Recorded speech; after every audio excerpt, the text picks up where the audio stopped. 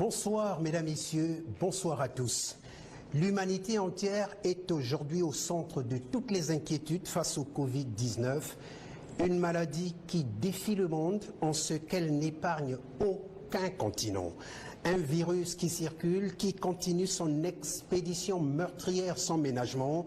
Dirigeants du monde, scientifiques, grandes puissances économiques, tous multiplient les initiatives pour venir à bout de cette funeste maladie comme on n'en a jamais connu.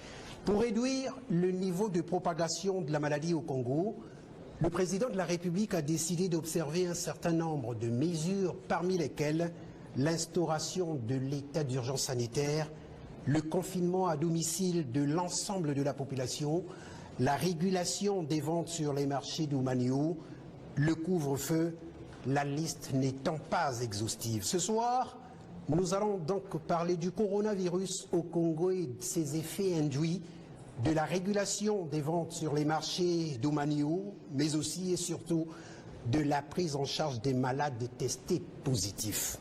Je reçois donc à cet effet le professeur Alexis Elira Dokekias, président de la commission prise en charge des malades du Covid-19 et membre du comité des experts.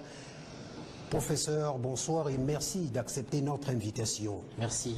Avec vous sur ce plateau, messieurs Guy Marius Okana, maire par intérim de la ville de Brazzaville, avec qui nous débattrons donc de la gestion liée à la régulation des ventes sur les marchés, qui pose véritablement problème et qui pourrait, si l'on y prend garde, être le véritable terreau de la contamination. Professeur Elira, quand je dis que les dirigeants du monde, les scientifiques, les grandes puissances économiques, les habitants de la planète Terre, tous sont tout autant ébranlés par cette maladie, quelle est l'analyse du scientifique que vous êtes? Merci, monsieur le journaliste. Donc, l'épidémie que nous connaissons est une épidémie importante parce que nous sommes face à un virus qui est très virulent, qui se propage facilement et la propagation est responsable d'une maladie qui est très mortelle, malheureusement. Et comme vous le savez, par rapport aux données des études qui sont réalisées et à notre petite modèle d'expérience, il est relevé qu'il y a certaines populations cibles qui, si elles sont en contact avec ce virus, malheureusement l'évolution peut être très rapidement dramatique. Et que le Congo est un pays à ressources limitées, nous adaptons nos moyens au maximum pour essayer de faire de telle sorte que nous essayons de privilégier dans la démarche du traitement la prévention. Et que si la barrière prévention est rompue, la deuxième barrière qui est celle de la prise en charge s'organise de façon en escalade et que nous pensons que progressivement nous pourrons vous donner des résultats en rapport avec éventuellement le nombre de cas comme cela a été cité par le coordonnateur technique. Et nous nous organisons sur toute la République pour que nos structures de soins soient en mesure, d'identifier tout cas suspect. Vous savez, le cas suspect est aléatoire dans la mesure où cette maladie, elle se manifeste souvent de façon asymptomatique ou paucisymptomatique, ça signifie qu'il y a peu de symptômes. Et que dès lors qu'il y a des symptômes, ça veut dire que la maladie a progressé. Nous y reviendrons. Je vous en prie. Monsieur le maire, quelle est votre réaction là-dessus? Merci, monsieur Niafuna Mbungo, sur ce plateau. Je suis en face du professeur Elira Dokekias pour parler de la pandémie du coronavirus. Et au plan scientifique, vous avez entendu les contours de la maladie et nous parlons de la prévoyance et de la prévention. Et parce que gouverner, c'est aussi prévoir et on peut comprendre que le gouvernement congolais et son plus haut dirigeant, le président de la République, ont pris des mesures qui s'imposent pour que finalement les populations du Congo soient sensibilisées et mises à l'abri du danger. Et c'est pour cela que plusieurs textes ont été pris, décrets, arrêtés, pour essayer de limiter les dégâts dans notre pays. Et vu que tout le monde est convaincu et est conscient que notre système sanitaire, comme dans tous les pays d'Afrique, n'a pas les leviers nécessaires pour barrer, n'est-ce pas, la maladie en termes de soins, comme on l'entend.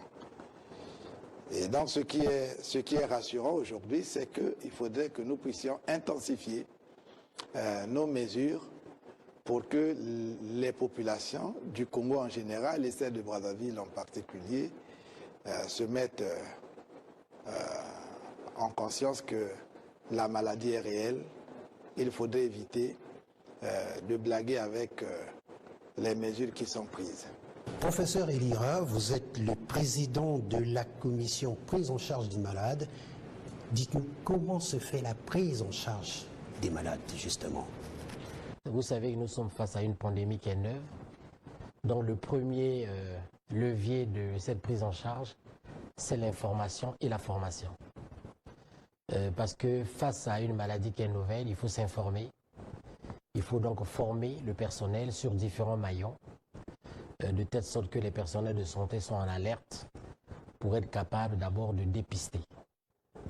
Et que lorsque le dépistage est fait, évidemment, peut s'organiser la prise en charge. Donc ça veut dire que la commission prise en charge est tributaire de la surveillance épidémiologique qui cherche à identifier les cas contacts au cours. Et lorsque la surveillance épidémiologique a fait ce travail, nous aurons donc la commission qui est surveillance sentinelle, qui est chargée de laboratoire et de recherche, qui doit déployer les moyens nécessaires à faire les prélèvements pour amener donc au diagnostic. Et que c'est si le diagnostic est fait, que rentre la prise en charge. Cette prise en charge, elle peut écourter les deux commissions que j'ai citées par le fait que nos formations sanitaires reçoivent des cas alertes, des cas suspects et des cas très suspects. Et que parfois, ce sont nos formations sanitaires qui, en recevant des cas alertes, nous remontons la chaîne que je vous ai décrite, donc la surveillance épidémiologique, puis la prise en charge, et puis de la surveillance sentinelle pour le diagnostic. Où sont gardés les malades testés positifs? Bon, les malades en alerte ou positifs sont pris en charge dans les structures de santé. Pour Brazzaville, vous savez qu'il a été aménagé donc un site au CHU. Nous avons le deuxième site actuellement fonctionnel à Brazzaville, c'est le site de la clinique Léono. Et ce que je appelle pour Brazzaville, les cas alertes sont pris en compte dans nos hôpitaux. Je prends un exemple pour que la population comprenne. Un cas alerte, c'est un cas qui correspond aux symptômes du Covid-19, mais qui n'a pas encore été notifié positif. Nous, en prise en charge, on ne doit pas attendre la positivité du résultat. Déjà en alerte, nous prenons les mesures nécessaires à nos schémas thérapeutiques de prise en charge des cas alertes. Donc ce qui suppose que dans nos formations sanitaires, nous avons et des cas positifs et des cas alertes. À Pointe-Noire, nous avons l'hôpital général à Cissé, où nous avons aménagé très rapidement, grâce à l'appui du gouvernement, une structure qui a près de 30 lits d'hébergement, qui assure actuellement la prise en charge des cas au niveau de Pointe-Noire. Et puis, en extension, à Brazzaville, nous avons donc l'hôpital L'Amitié Sino-Congolaise de Filou, qui est en cours d'aménagement, ça va aller très vite, qui a une capacité de près d'une centaine de lits. Et puis, nous avons donc l'ancien site qui était réservé au cas de cantonnement de quarantaine, qui est représenté par l'hôtel La Concorde, qui va être transformé en hôtel-hôpital, où nous avons une capacité de près de 200 lits. Et puis au niveau de Pointe-Noire, nous avons le centre de santé Mouissou-Madeleine dans l'arrondissement de Tétié, où les travaux sont en cours de finition, où nous aurons également une capacité de près de 80 à 100 lits. Donc nous ne mettons pas ces lits pour exhiber. Nous mettons parce qu'il faudrait que nous soyons prévoyants pour que, en tenant compte des indices que nous avons, que nous ne puissions pas paniquer au dernier moment pour savoir là où il faut donc prendre en charge les patients. Toutefois, les cas alertes sont dans toutes les structures sanitaires. Professeur, vous êtes sans ignorer que la prise en charge des malades pose problème, ça crée une espèce de levée de bouclier. Il y a des malades qui, du fond de ce qu'ils appellent salle de confinement, ont déjà saisi les tribunaux pour mise en danger de leur vie par les services chargés de gérer les centres d'isolement du Covid-19 au CHU de Brazzaville. Quelle est la réponse du responsable de la prise en charge que vous êtes? Nous assumons les critiques. Parce qu'en science, il n'y a pas de critique, on ne peut pas progresser. Cependant, je crois que parmi la catégorie des gens dont vous citez, il y a certains qui sont sortis guéris de ces mêmes centres de prise en charge, qui, en raison de la modicité, semble-t-il, de nos possibilités, ils ont été pris en charge correctement par rapport aux standards scientifiques et sont sortis guéris. Et je peux vous rassurer que ce n'est pas avec un optimisme exagéré. Le peu de patients que nous avons dans nos centres de prise en charge sont en train de sortir. Hier, on a sorti 3, aujourd'hui, on a sorti 2, et au fur et à mesure, on va continuer à sortir. Donc les critiques, ça, on les a. Vous savez, hein, nous avons tellement beaucoup de donneurs de leçons qui nous font des suggestions. Nous prenons les suggestions en compte. Nous sommes des scientifiques, on lit beaucoup, je peux vous dire, monsieur le journaliste. Et moi, par jour, je peux parcourir près de 20 extraits sur PubMed que je tire des données de Chine, de France et de partout, où on nous fait le point sur comment ils font et nous nous adaptons par rapport à nos conditions. Et je suis sûr que nos protocoles thérapeutiques sont identiques. Sauf le problème chez nous, c'est le problème de l'information que nous devons donner à la population. Lorsque quelqu'un vient en détresse respiratoire tardif, même en France ou ailleurs, vous connaissez le nom de mort. À raison de plus chez nous. C'est la raison pour laquelle le problème pour nous, c'est la précocité du diagnostic. Nous jouons sur la précocité du diagnostic pour que nos patients évoluent bien. Je ne veux pas vous donner des confidences qui sont hasardeuses. Un patient qui vient, il a son argent.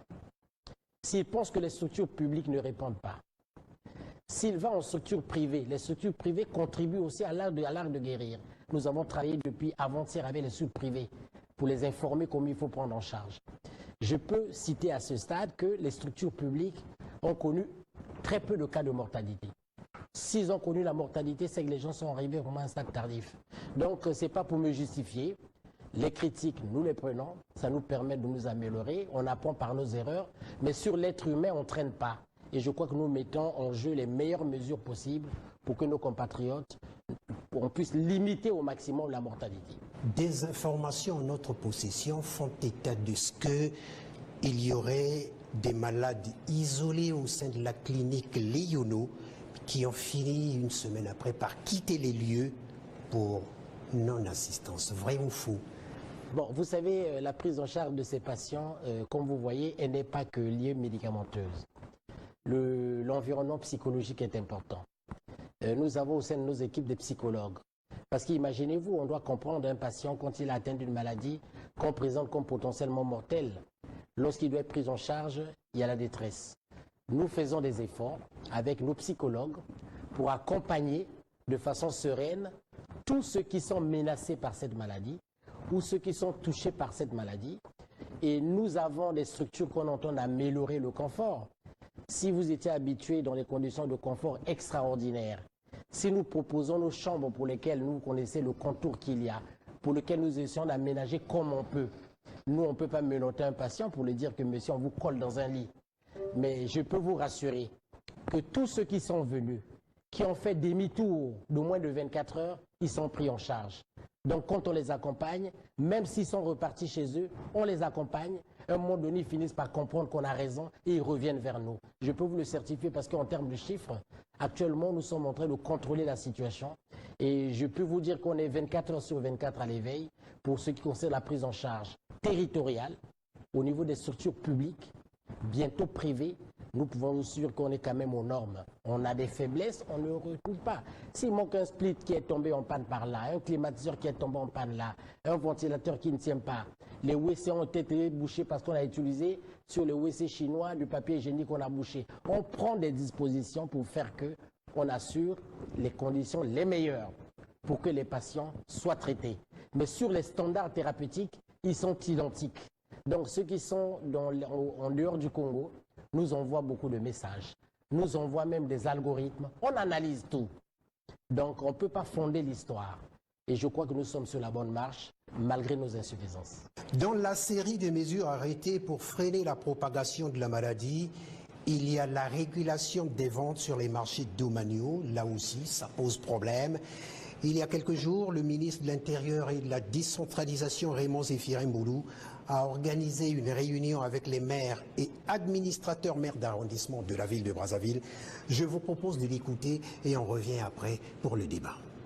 Le gouvernement a arrêté un certain nombre de jours où la population peut s'approvisionner. Le lundi, mardi, jeudi, vendredi et samedi. Donc, vous imaginez que ça fait 5 jours. Le gouvernement a fait de sorte que pendant 5 jours, la population peut s'approvisionner. Mais 5 jours aussi d'activité, c'est aussi difficile parce que le virus circule. Et donc, aujourd'hui, la population pense que c'est peut-être pas suffisant, mais nous disons que la population doit se dire qu'il y a une pandémie, il y a quelque chose qui nous guette et que nous devons, nous, en tout cas, faire de sorte que nous puissions l'arrêter net. L'arrêter, c'est rester chez soi. Ce n'est pas aller dans la rue, c'est pas parce qu'il vous manque, vous ne pouvez pas aller vous approvisionner que vous allez vous permettre à accepter la maladie. Personne n'accepte la mort. Si les gens pouvaient voir ce virus, je crois que tout le monde aurait fui et plongé même dans la mer ou dans le fleuve. Comme c'est un virus qui ne se fait pas voir, prenons des dispositions que le gouvernement a eu à arrêter. Il faudrait que les uns et les autres restent à la maison. Il faudrait qu'on respecte les mesures barrières. Il faudrait qu'on se protège.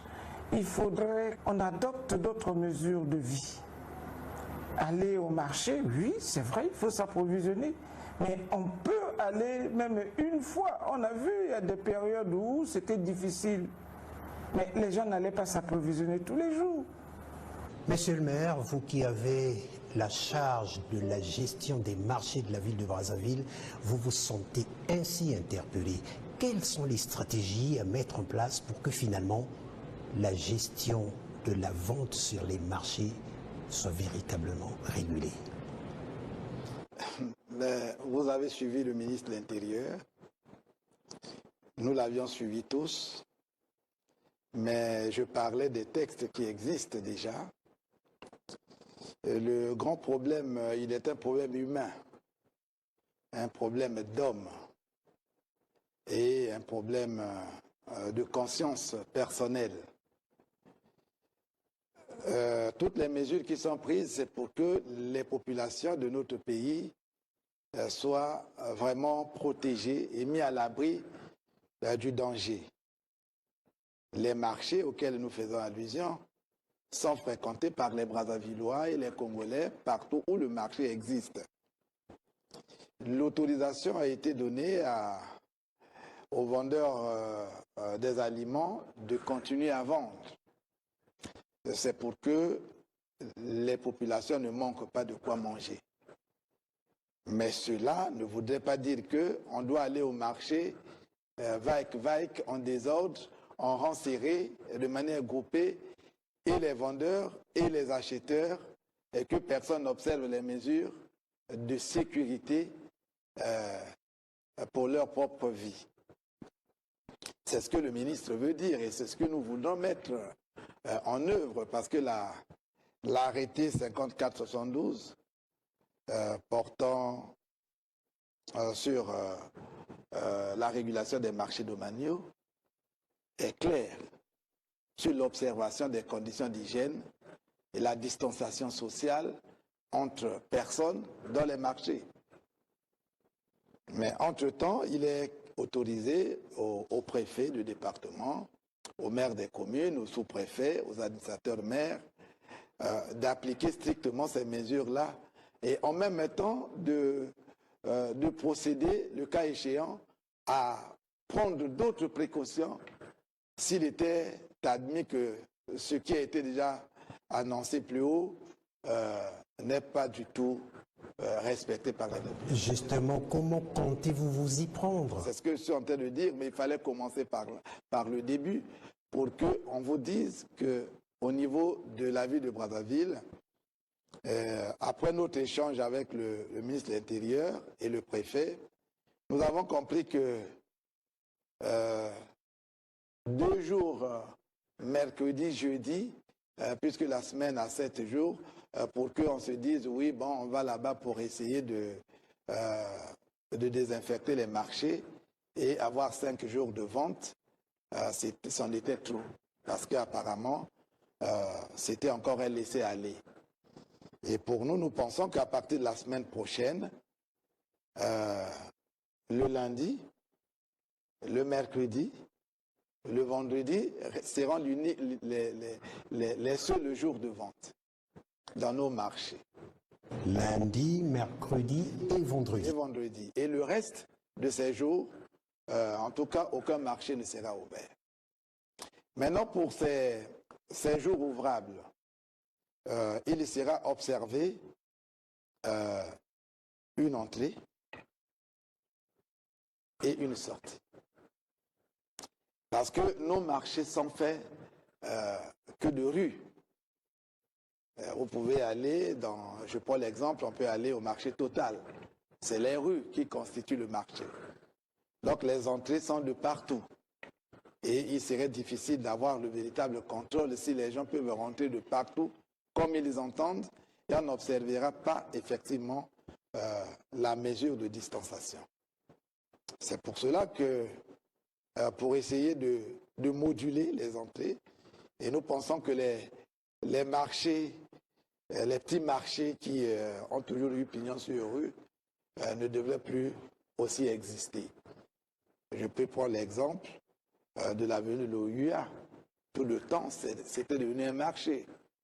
Et il faudrait que les gens aillent vendre dans le marché, mais strictement fait que ceux qui sont appelés à vendre les produits de consommation, appelés les aliments. Voilà ce que nous entendons pour la semaine prochaine et les jours à venir. Le Premier ministre Clément Mwamba est descendu sur le terrain, constater, faire ce qui est communément appelé le Saint Thomas. Il en est sorti avec un sentiment, en tout cas pas tout à fait gai, hein, monsieur le maire. Effectivement, le Premier ministre a fait ce constat et qui est fait par plusieurs observateurs que lorsque on appelle les populations au confinement, d'aucuns pensent que c'est une vue de l'esprit, la maladie c'est une invention pure des politiques. Alors que ceci se fait, c'est pour que chacun de nous se prémunisse de sa santé. Et qu'est-ce que l'on peut faire? Le constat, il est là. C'est pour cela qu'au niveau de la localité de Brazzaville, nous avions pensé qu'il faut revoir le nombre des jours de vente. Prenons l'exemple du dimanche passé. Quand tout a été durci, pas de marché, pas de ceci, vous avez compris que la ville a observé effectivement, avec l'appui de la force de l'ordre, le confinement. Et nous pensons qu'il faut aller vers là. Rares sont ceux-là qui comprennent tout. Mais le rôle des gouvernants, c'est aussi de procéder à insister, à informer au maximum, à former, comme disait le professeur, et qui a ici, et pour qu'on atteigne les objectifs. Mais faudrait-il employer la chicotte? Je crois que ce n'est pas ça. Mais vous suivez l'actualité dans certains pays, et comme la France, on ne chicote pas, mais on procède par des amendes. Les amendes sont même fixées à ceux qui sortent. Et quand ils sont pris sous le coup de la non-observation des dispositions de prévention, ils sont appelés à payer des sommes d'argent. Quand est-ce que la mesure entre-t-elle en vigueur? J'ai dit à partir de la semaine prochaine, Et parce que cette semaine, nous observons d'abord les anciennes mesures qui faisaient que mercredi et dimanche soient réservés à la désinfection des marchés et que les gens pouvaient vendre. Mais à partir de la semaine prochaine, le temps, parce que nous avons pensé qu'il fallait aller dans les marchés avec les administrateurs maires et les responsables ou les autorités policières de Brazzaville pour procéder à la protection finalement des marchés avec l'espèce de bandes, de bandeaux rouge-blanc qui sont souvent utilisés lors des chantiers, lors des accidents, pour ne laisser que des entrées utiles pour la vente et l'achat des biens de consommation. Merci beaucoup. Professeur Elira, finalement, les marchés sont des terrains propices à la propagation du virus. Mais je crois qu'il n'y a pas que les marchés. Je crois que la réglementation doit s'étendre et devait même être plus dure que ça. Je crois que monsieur le maire pourra certainement solliciter via le ministère de la Santé l'avis du comité des experts. Parce que le comité des experts est mis aussi en place pour donner un point de vue consultatif sur ces problèmes. Si aujourd'hui, nous décidons de réguler les marchés, et si demain dans une pick-up, il y a 10 personnes derrière ou 12 personnes, que ces personnes soient de la force publique ou privée, est-ce qu'on aurait résolu le problème? Je crois qu'il y a beaucoup de choses à observer. Je crois que le gouvernement a pris des mesures justes. Il s'agit pour les uns et les autres de les respecter. Nous n'allons pas gérer la santé à travers les réseaux sociaux. Nous sommes des cadres, des scientifiques. On est les mêmes que ceux qui sont ailleurs et à eux qui se donnent comme des donneurs de leçons. Nous acceptons. On a parfois étudié dans les mêmes écoles et parfois les compétences, les nôtres, existent, sont connues. Je crois que ce que monsieur le maire dit est tout à fait juste, parce que si les gens ne respectent pas le confinement, si je suis un cadre, je ne peux pas m'auto-confiner, je dois sortir tous les jours pour nuire ou pour faire propager, je crois que je ne suis pas responsable. Donc il y a d'abord la discipline, l'information. Il faut que dans les comités de quartier, que les gens s'emballent avec les parlophones pour essayer de donner les messages réels. De faire, je crois que Madame la ministre de la Santé a attiré l'attention de nous tous sur ça. Il est important que dans les comités des quartiers, comités d'arrondissement, dans les villages, que les chefs de district sanitaire travaillent avec la population. Parce que l'information est importante. Si aujourd'hui, la maman n'a pas compris qu'il faut observer des mesures barrières, si on dit qu'on va réguler les marchés, par exemple, 3 jours par semaine, si les gens n'ont pas compris l'information au départ, ils vont se ruer sur les jours d'ouverture. Et je ne suis pas sûr qu'on soit en mesure de contenir. C'est la raison pour laquelle les mesures doivent partir, mais l'information doit passer. Et cette information de proximité est importante pour un succès. Merci beaucoup, professeur. Nous avons réalisé un micro-trottoir, justement, pour recueillir les avis des Brazzavillois. Voilà ce qu'ils en pensent. En tout cas, les avis sont partagés. Je vous propose de les écouter. C'est une situation internationale qui concerne le monde entier. Mais ce que je peux dire, c'est qu'il y a des mesures que le gouvernement est en train d'entreprendre.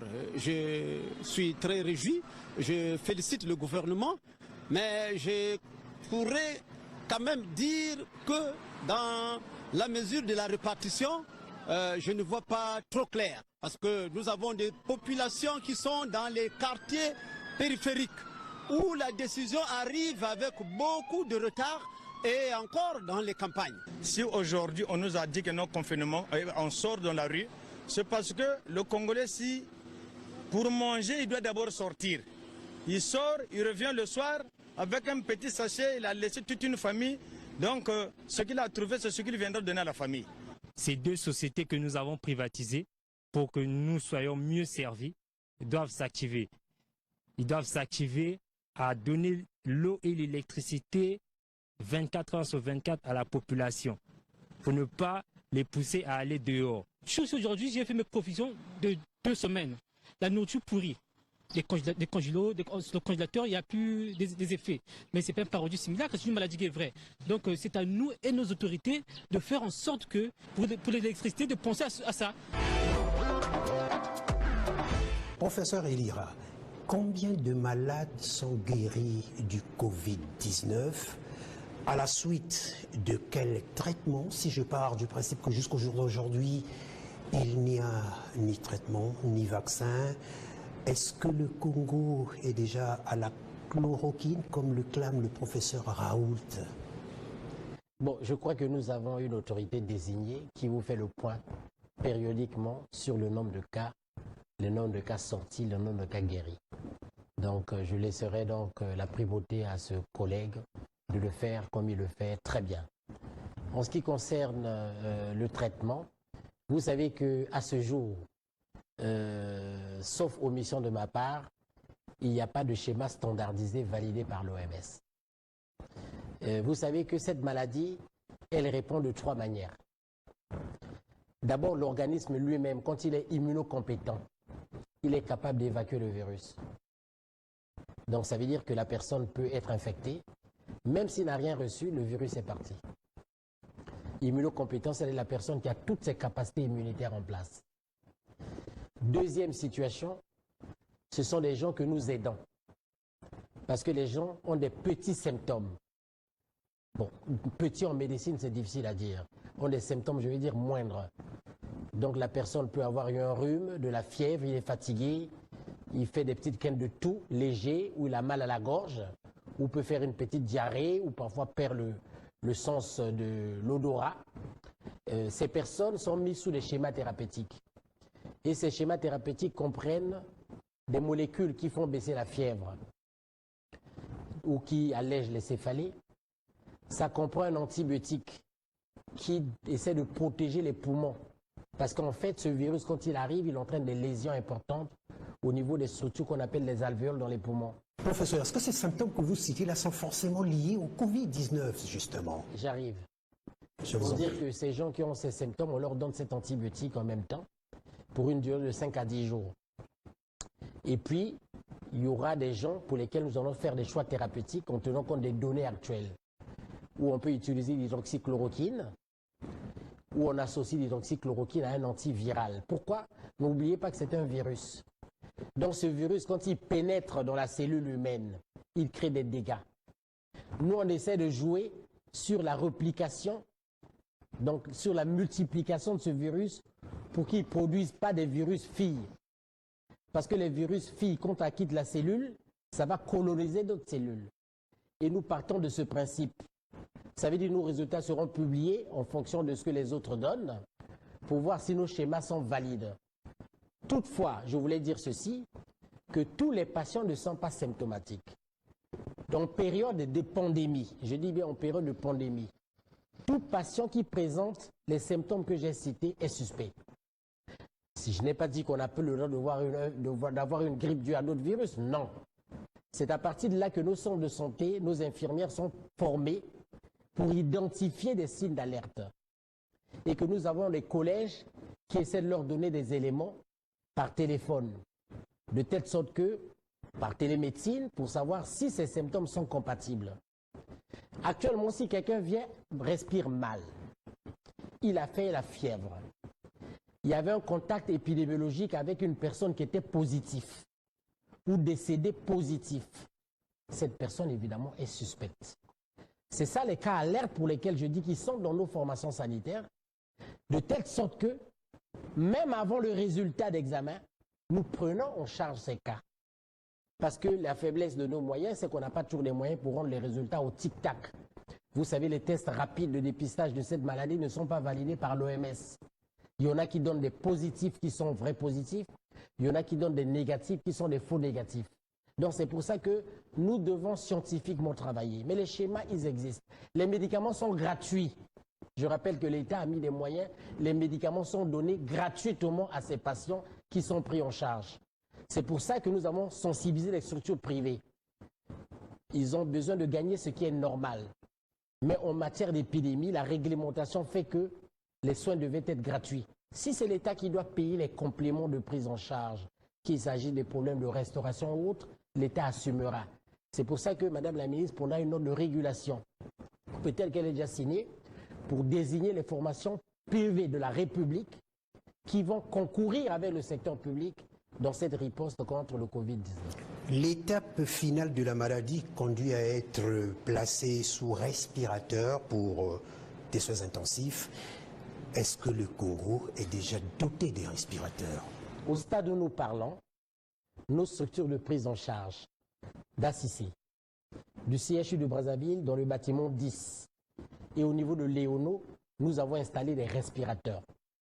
C'est sûr qu'on n'a pas les accessoires qu'il faut. Vous savez, même ailleurs, à l'étranger, ils se battent. Ils n'ont même plus de barboteur, ils n'ont rien.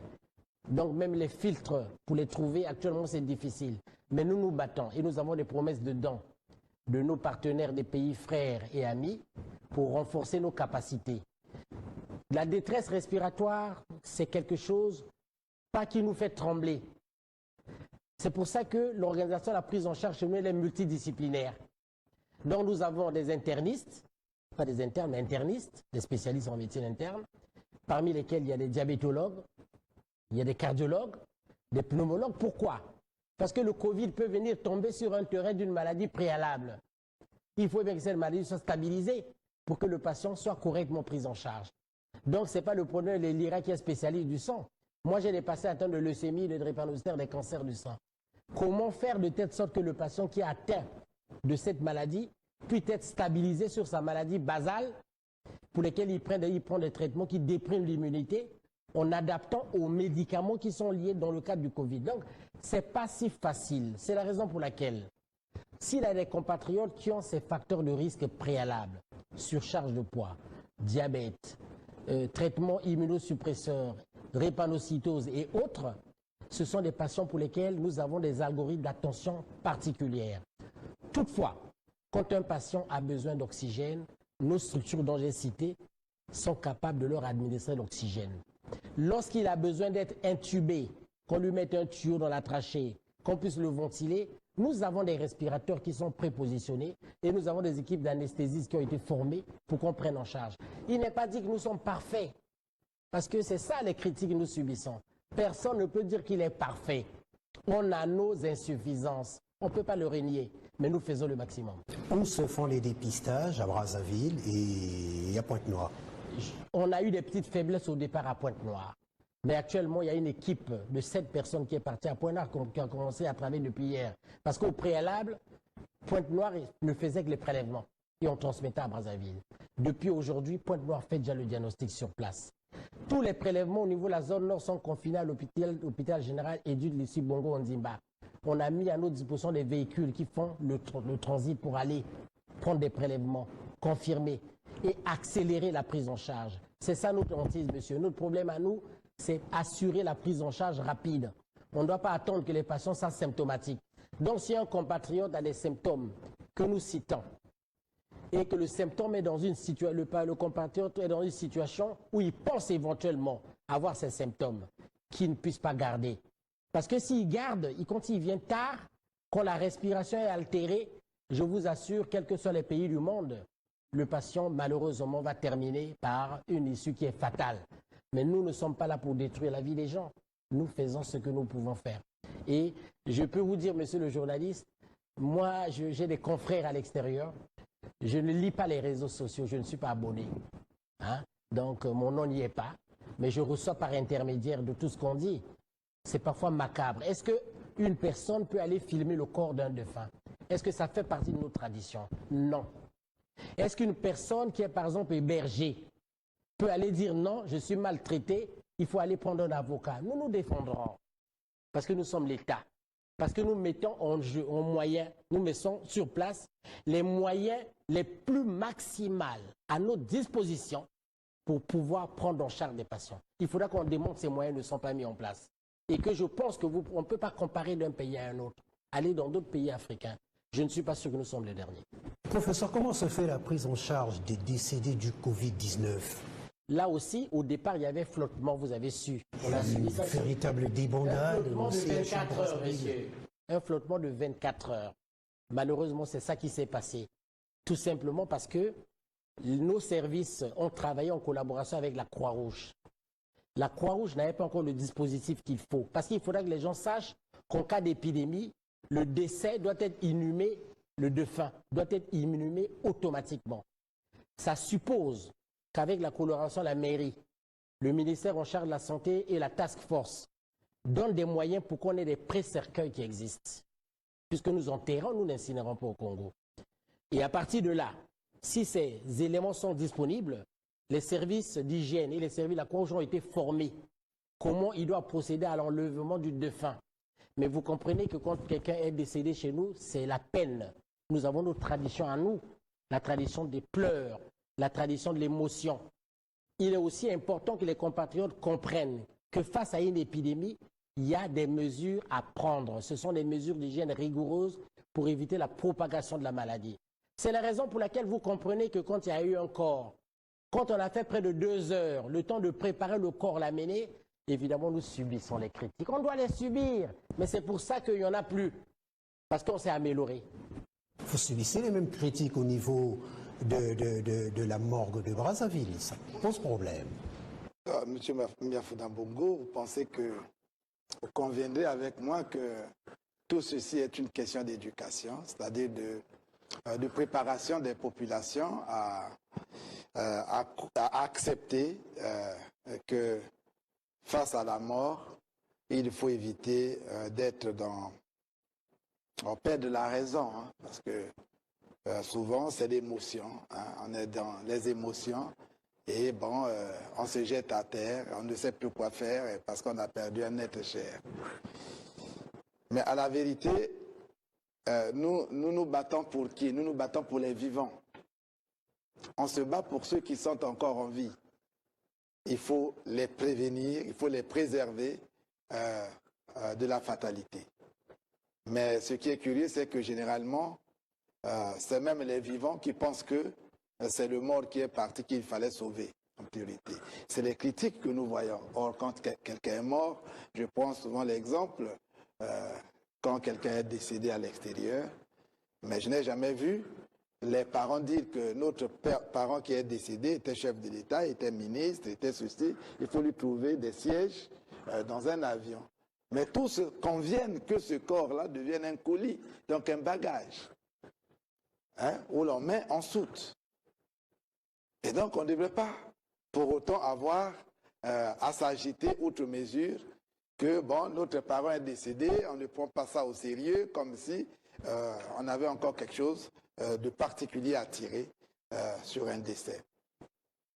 La morgue, puisque la question c'est la morgue de Brazzaville, nous avons pris 2 circulaires pour essayer de réguler les prestations au niveau de la morgue de Brazzaville.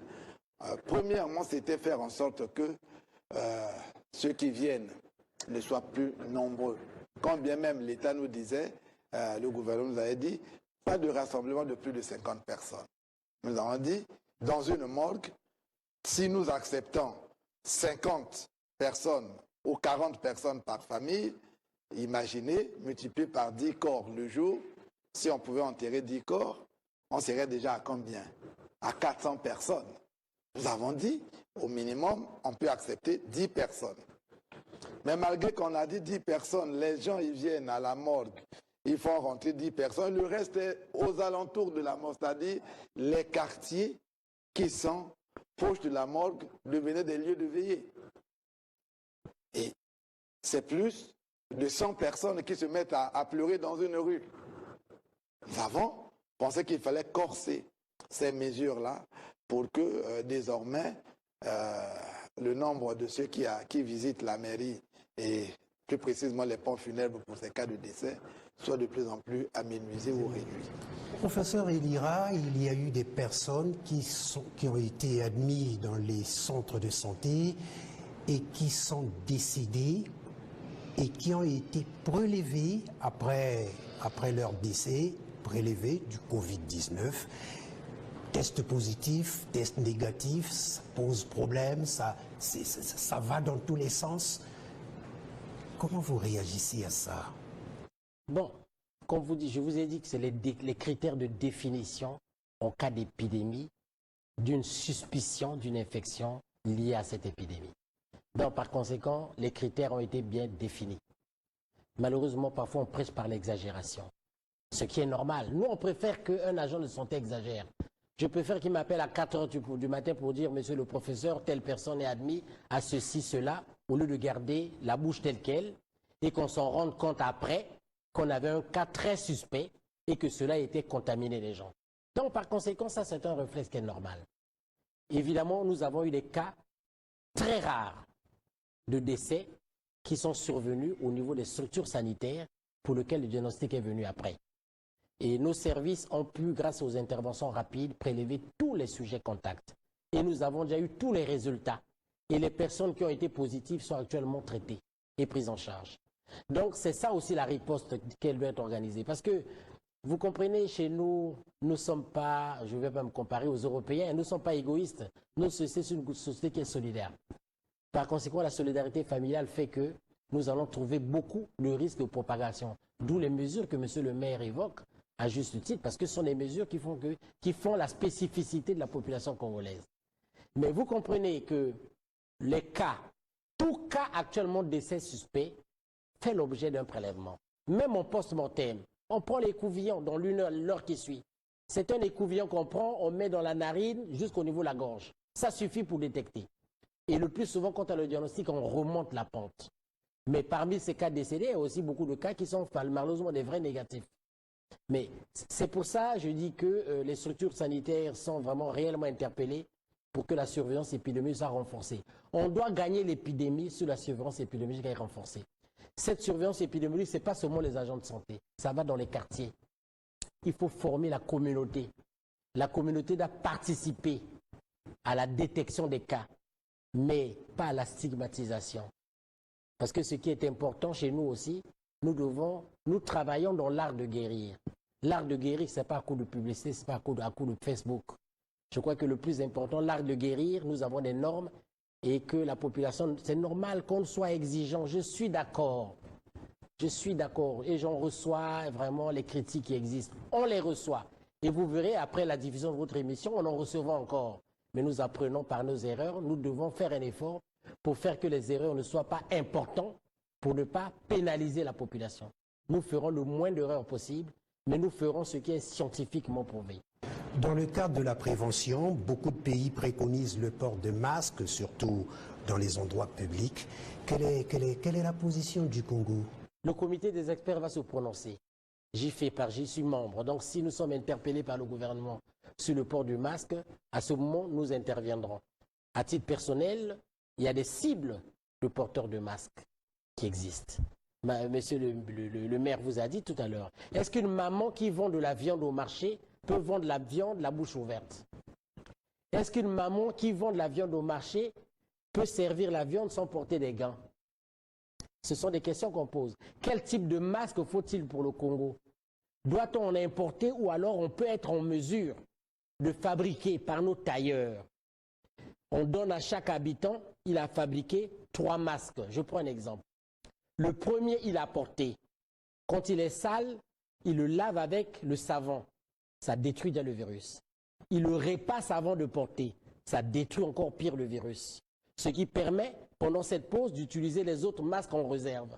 Donc, le comité d'experts se prononcera en temps opportun, s'il vous plaît.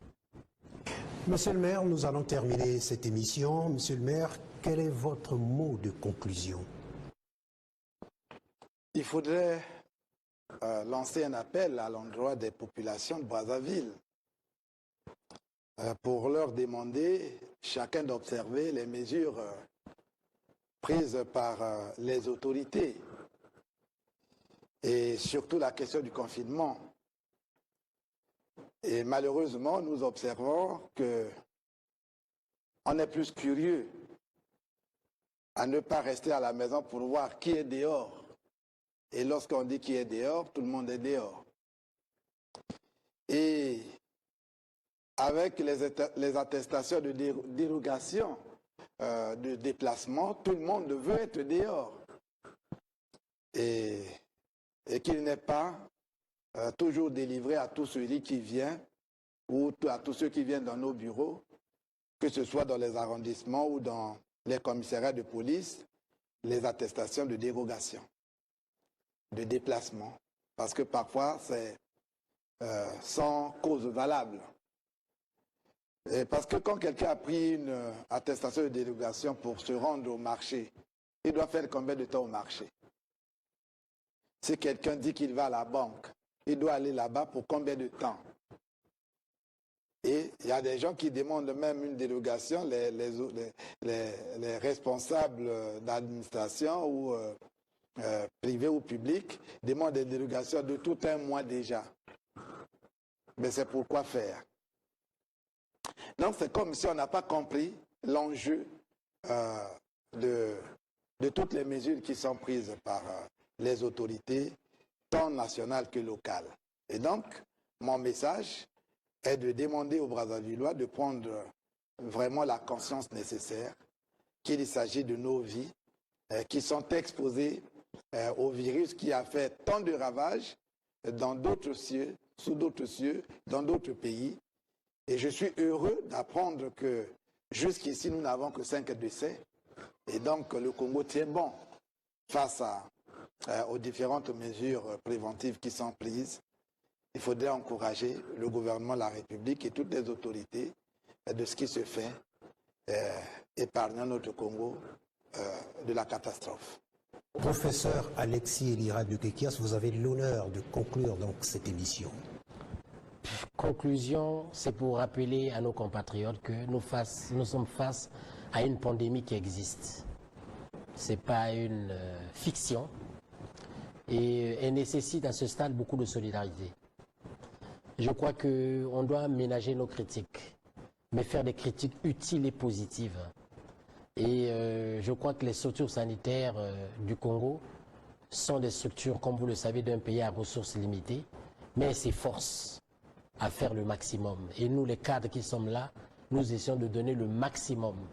Et je crois qu'il y a des cadres qui n'ont même plus 2 heures de sommeil sur 24.